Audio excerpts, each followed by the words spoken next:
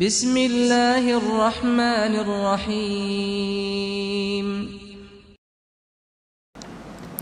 السلام علیکم ورحمۃ اللہ وبرکاتہ۔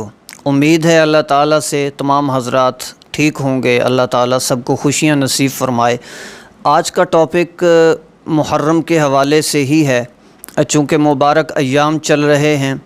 اب میں نے سوچا تھوڑے اس پہ واقعہ کربلا کے اوپر تھوڑی سی گفتگو کر لی جائے۔ ویڈیو پوری دیکھیے گا، اینڈ پہ ایک بڑا ہی اہم سوال جو آڈینس کی طرف سے کیا جاتا ہے، عوام الناس کی طرف سے کیا جاتا ہے، اور ایک غلط فہمی، میں اس کا جواب عرض کروں گا۔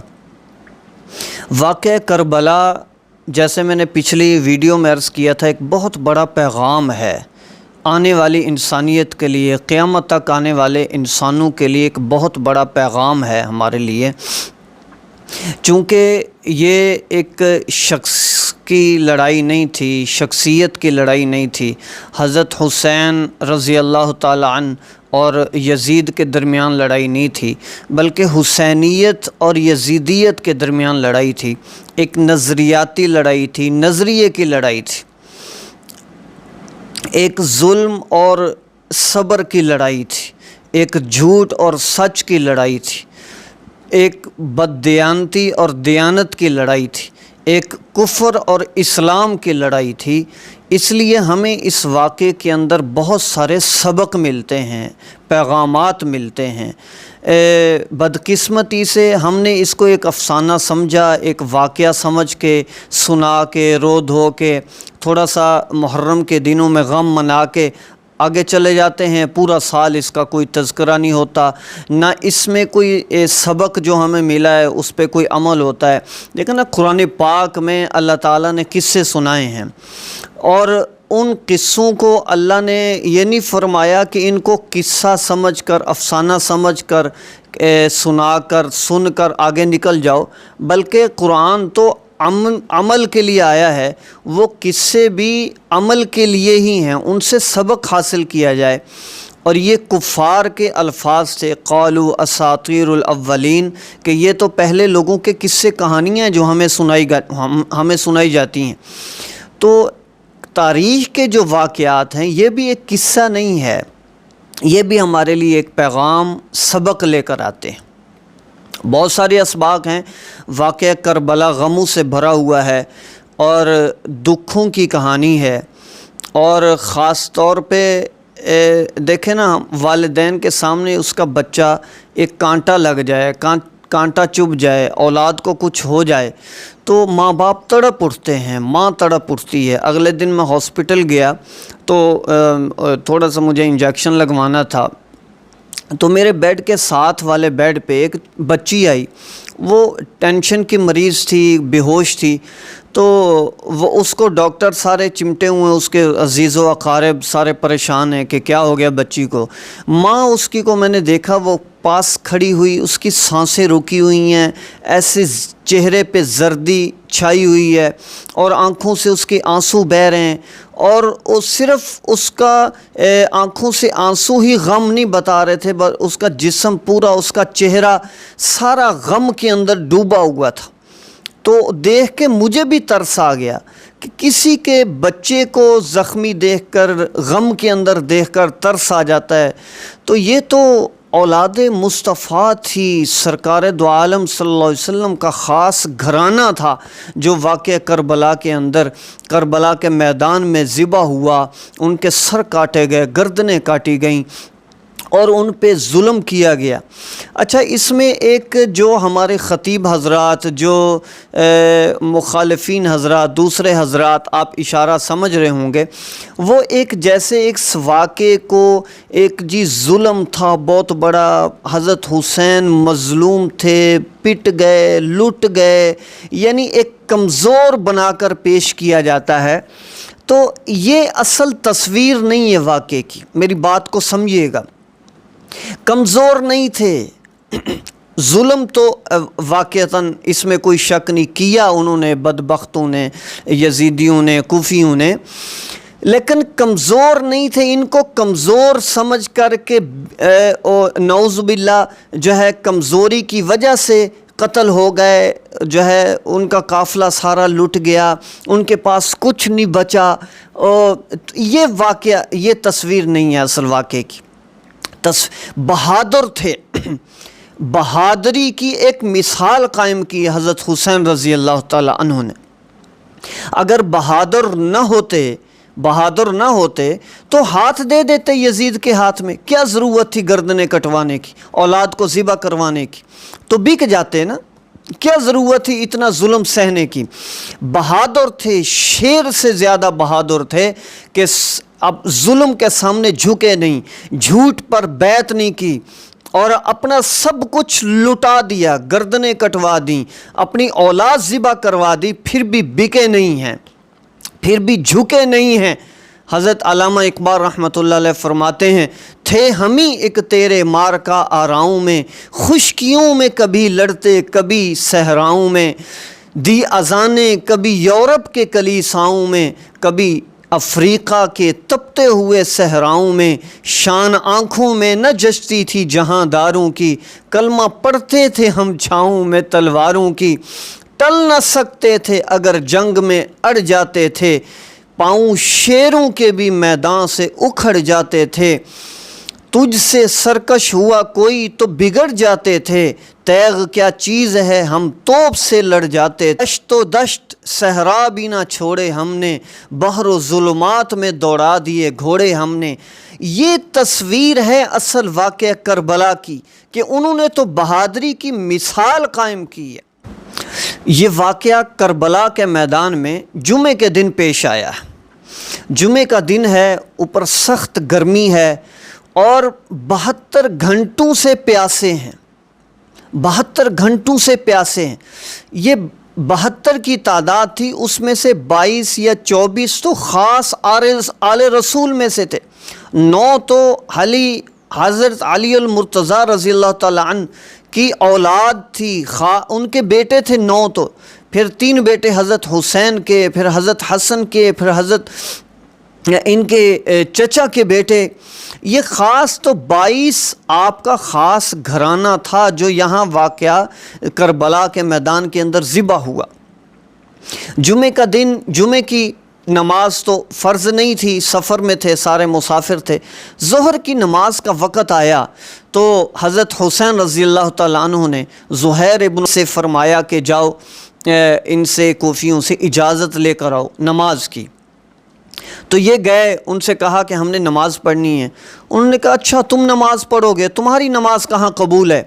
انہوں نے فرمایا بدبخت، اور کس کی قبول ہوگی؟ جس گھرانے سے نماز امت کو ملی انہی کی قبول نہیں ہے، تو پھر اور کس کی قبول ہوگی؟ تو انہوں نے جا کر حضرت حسین کو بتایا کہ حضرت وہ اجازت نہیں دے رہے.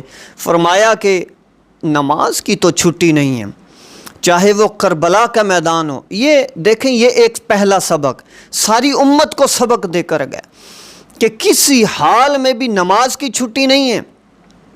ذرا سا گاہک آ گیا، دکان بند نہیں ہے. ذرا سا مہمان آ گیا، گھر سے باہر نہیں نکل رہے. مسجد گھر کے ساتھ ہے، پھر بھی نماز نہیں پڑھ رہی امت. یہ کیا سبق حاصل کیا ہے واقعہ کربلا سے؟ نماز کی کسی حال میں چھٹی نہیں. تو صلاۃ الخوف فرمایا کہ ہم پڑھیں گے. آدھے دشمن کی طرف سینہ تان کے کھڑے ہو گئے، آدھے نماز کے اندر، پھر دوسرے آدھوں نے نماز پوری کی. اس کو صلاۃ الخوف کہتے ہیں کہ اس وقت میں بھی اللہ کے سامنے سجدہ کر کے یہ بتلایا کہ یہی سجدے کے اندر شان ہے، اسی سجدے کے ہم بچا رہے ہیں. اگر یہ سجدہ بھی نہ کریں تو پھر ہمارے پاس ہے ہی کیا؟ یہ وہ ہستیاں تھیں، میں گزارش کروں، جن کو جنت کی بشارت مل چکی تھی، جن کو جنت کی بشارت مل چکی تھی. آپ حضرت حسین رضی اللہ تعالیٰ عنہ نے خود فرمایا کہ مجھے خواب آیا اور میرے نانا حضرت محمد رسول اللہ صلی اللہ علیہ وسلم خواب میں تشریف لائے. انہوں نے فرمایا میرے بیٹے غم نہ کر، بس تھوڑی دیر ہے، مجھ سے آ کر مل جائے گا، میرے پاس آنے والا ہے. اور پھر حضرت زہیر ابن قین رضی اللہ تعالیٰ عنہ کی جب شہادت ہوئی تو انہوں نے کہا حضرت حسین رضی اللہ تعالیٰ عنہ سے کہ میں آپ پہ قربان ہونا چاہتا ہوں، میں آپ سے پہلے مرنا چاہتا ہوں. انہوں نے فرمایا آگے بڑھو۔ وہ جب شہید ہونے لگے وہ جاتے جاتے یہ اشعار پڑھ کے گئے، اقبل ہدیت ہادیم مہدیہ الیوم تلقا جدک النبیہ حسنا والمرتضی علیہ، کہ اے حسین رضی اللہ تعالی عنہ آگے بڑھ، آگے بڑھ، اللہ تعالیٰ کے پیارے پیغمبر آپ کے نانا وہ آپ کا استقبال کرنے کے لیے تیار ہیں، وہ آپ کے لیے پھولوں کا ہار لے کر کھڑے ہوئے ہیں، اب گھبراتے کیوں ہیں؟ آپ کی ملاقات تو آج آپ کے بھائی حسن سے ہونے والی ہے، آپ کی ملاقات تو آج آپ کے والد محترم علی المرتضیٰ سے ہونے والی ہے، آپ گھبراتے کیوں ہیں؟ آپ کی ملاقات تو آج آپ کے چچا حضرت جعفر شہید رضی اللہ تعالیٰ عنہ سے ہونے والی ہے، آپ کی ملاقات تو آج اللہ کے شیر حضرت حمزہ سے ہونے والی ہے۔ یہ اشعار پڑھے اور اللہ کے سپرد ہو گئے۔ اس کے بعد آپ کے بیٹے علی الاکبر وہ آئے، کہنے لگے ابا جان میں آپ سے پہلے آپ پہ قربان ہونا چاہتا ہوں، وہ شہید ہوئے۔ پھر جو ہے آپ کے چچا آپ کے بھائی کے بیٹے حضرت حسن کے آپ کے بھتیجے حضرت قاسم جو سب سے زیادہ اس قافلے میں خوبصورت چاند کا ٹکڑا تھے وہ شہید ہوئے۔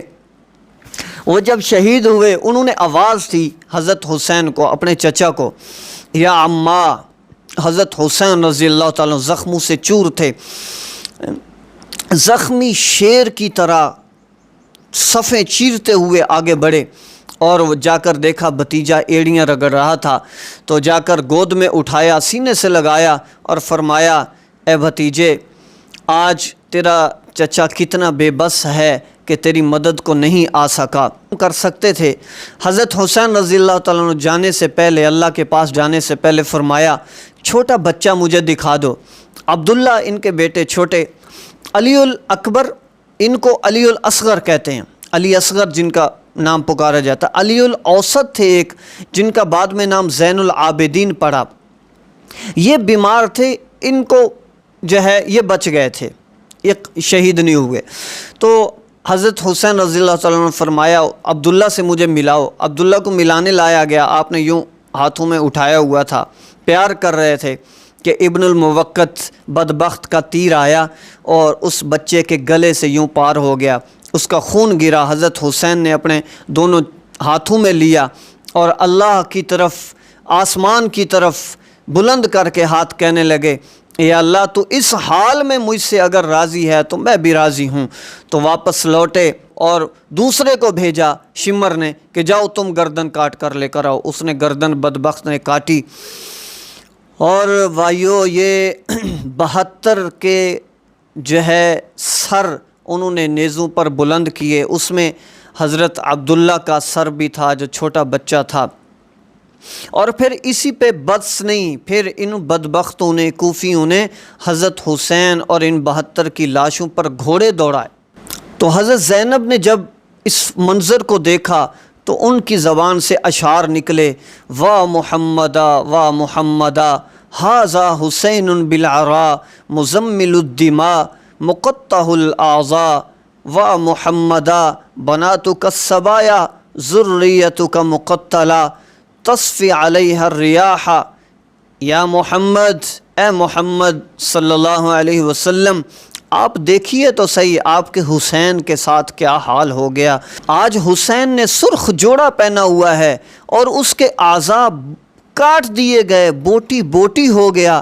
یہ اے محمد صلی اللہ علیہ وسلم یہ دیکھیے تو آپ کی بیٹیاں وہ قید کر لی گئیں اور آپ کی ذریت، آپ کا خاندان ذبح کر دیا گیا، اور ان کو کوئی کفن پہنانے والا بھی کوئی نہیں ہے۔ ہوا نے ریت اڑا کر ان پہ ریت کی چادریں پہنائی۔ یہ ایسے غمگین اشعار تھے کہ جنہوں نے ابھی تھوڑی دیر پہلے قتل کیا تھا اس قافلے کو، ان کی آنکھوں سے بھی آنسو بہنے لگ گئے۔ حضرت حسین رضی اللہ تعالیٰ عنہ کا سر جو کاٹا گیا تھا، اس کو لے جایا گیا ابن زیاد کے تخت پر رکھا گیا اس کی مجلس میں، تو اس بدبخت نے آپ کے چہرے پہ چھڑی ماری اور کہا کہ ایسا حسین چہرہ جو قتل ہونے کے بعد بھی اتنا خوبصورت ہو میں نے آج تک نہیں دیکھا۔ حضرت انس انتہائی ضعیف تھے، کھڑے ہوئے رضی اللہ تعالیٰ عنہ، کہنے لگے بدبخت اپنی چھڑی کو ہٹا، ان ہونٹوں پہ میں نے امام کائنات صلی اللہ علیہ وسلم کے ہونٹ لگتے ہوئے دیکھے ہیں۔ بھائیو، یہ مقدس قافلہ تھا جو اللہ کے سپرد ہو گیا، اللہ کے پاس چلا گیا، اور ہمیں حضرت حسین رضی اللہ تعالیٰ عنہ نے اس واقعے کے اندر ایک پیغام دیا کہ ایک بہادری سے زندگی گزارنا، کمزور ہو کر کبھی زندگی نہ گزارنا۔ تاجروں کو پیغام دیا کہ جھوٹ کا کبھی ساتھ نہ دینا، جھوٹ پر کبھی نہ بکنا، سچ کو ساتھ لینا، ہمیشہ اپنی تجارت میں سچائی رکھنا، بازاروں میں سچائی کو فروغ دینا، اور ہمارے دفتروں والوں کو، کچہریوں والوں کو، عہدے داروں کو پیغام دیا کہ کبھی رشوت پہ نہ بکنا، اپنا کبھی ایمان چند ٹکوں کے لیے نہ بیچ دینا، رشوت کے لیے بک نہ جانا، اپنی کرسیوں کو، عہدوں کو بیچ نہ دینا کبھی رشوت کے لیے۔ کو بے نمازیوں کو یہ پیغام دیا کہ کسی حال میں نماز نہ چھوڑنا، شان آنکھوں میں نہ جشتی تھی جہاں داروں کی، کلمہ پڑھتے تھے ہم چھاؤں میں تلواروں کی، تلواروں کی چھاؤں میں بھی کلمہ پڑھ کر ہمیں یہ پیغام دے کر چلے گئے کہ کسی حال میں اللہ کے سامنے جھکنا نہ چھوڑنا، یہی انسان کی عزت ہے، یہی کامیابی ہے۔ اللہ تعالی ہمیں جو اسباق اس واقعے سے ملتے ہیں ان اسباق پر، ان پیغامات پر عمل کرنے کی توفیق عطا فرمائے۔ ایک بہت بڑی غلط فہمی، ایک بہت بڑا سوال جو ان دنوں میں کیا جاتا ہے علماء سے، وہ یہ کہ جی ہم محرم کے دنوں میں شادی کر سکتے ہیں، نکاح کر سکتے ہیں؟ یہی سوال علامہ علی شیر حیدری رحمۃ اللہ علیہ سے کیا گیا۔ ان سے کسی نے پوچھا کہ حضرت محرم میں شادی کر سکتے ہیں، نکاح کر سکتے ہیں؟ انہوں نے سوال کا جواب دینے سے پہلے سائل سے ایک سوال کیا، فرمایا کہ کیا رمضان مبارک میں شادی کر سکتے ہیں؟ اس نے کہا جی ہاں ضرور کر سکتے ہیں۔ تو انہوں نے فرمایا پھر محرم میں بھی کر سکتے ہیں۔ پھر اس کا آگے سوال یہ تھا کہ حضرت اتنا غمگین واقعہ پیش آیا، حضرت حسین رضی اللہ عنہ کی شہادت ہوئی، ہم ادھر خوشیاں منائیں؟ تو حضرت علامہ علی شیر حیدری رحمۃ اللہ علیہ کا جواب یہ تھا، فرمایا کہ اگر محرم میں بیٹے کی شہادت ہوئی ہے، حضرت حسین کی شہادت ہوئی ہے، تو رمضان المبارک میں والد علی المرتضیٰ کی شہادت ہوئی ہے، یا تو پھر رمضان میں بھی شادی نہ کرو یا تو پھر محرم میں بھی کر لو۔ تو یہ جواب ہے جو اکثر لوگوں کو غلط فہمی ہے۔ شادی بالکل کر سکتے ہیں، نکاح کر سکتے ہیں۔ غم کی ایک لمٹ ہے، غم کی ایک حد ہے، شریعت نے ہمیں حدود بیان فرمائی ہیں، شریعت نے ہمیں ہر چیز کی ایک حد بتلائی۔ غم ہے اس سبق کو سمجھیں جو کربلا کے میدان سے ملا، دل کے اندر غم ہونا چاہیے، اور جو ہے اصل تو یہ ہے کہ ہم اصل میں حسینی بنیں، ہمیں بتلانا نہ پڑے، ہمارا رنگ ڈھنگ، ہماری وضاقتہ، ہمیں دیکھنے والے کہیں یہ سچا حسینی ہے۔ اللہ تعالی ہم سب کو کربلا کے واقعے سے صحیح سبق لینے کی توفیق عطا فرمائے، عمل کی توفیق عطا فرمائے۔ وآخر دعوانا ان الحمدللہ رب العالمین۔ آخر میں ایک گزارش ہے کہ ہم غلط چیزوں کو، شیطانی چیزوں کو، اوٹ پٹانگ کو، تماشوں کو شیئر کرتے ہیں، لوگوں کے اندر پھیلاتے ہیں، تو ان نیکی کی باتوں کو پھیلانا چاہیے۔ اگر آپ جھوٹ کی باتوں کو، بددیانتی کی باتوں کو، شیطانی باتوں کو اگر شیئر کرتے ہیں تو پھر آپ ان کے گناہ میں شریک ہوتے ہیں، اور اگر نیکی کی باتوں کو شیئر کریں گے، پھیلائیں گے لوگوں تک، تو آپ نیکی میں بھی شریک ہوں گے۔ ایسی باتوں کو پھیلانا چاہیے، ویڈیو کو اوروں تک پہنچائیں، شیئر کریں۔ اللہ تعالی ہم سب کو عمل کی توفیق عطا فرمائے۔ وآخر دعوانا ان الحمدللہ رب العالمین۔